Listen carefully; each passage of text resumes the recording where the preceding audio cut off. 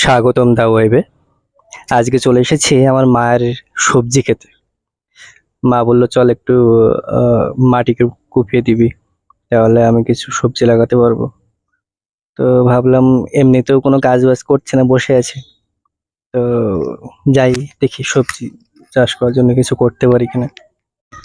মা বলল এখানে কচুর গাঠি বসাবে, তো বললাম ঠিক আছে চলো যাই, সকালে ব্যায়ামও হয়ে যাবে। ওই জন্য চলে আসলাম মার সাথে।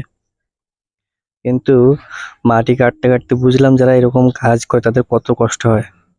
মানে একটুখানি কুপিয়েছি তাতেই হাঁপিয়ে গেছিলাম।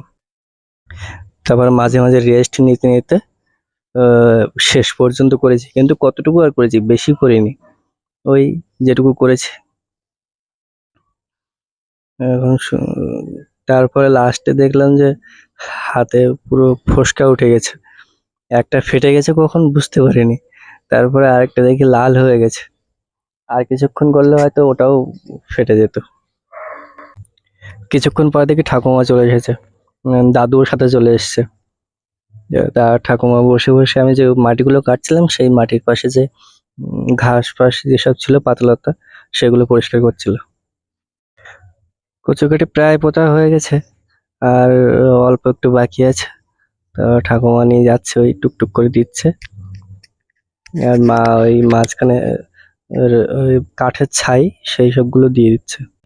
চলো আজকের মতো টাটা, দেখা হবে পরে অন্য কোনো ভিডিওতে।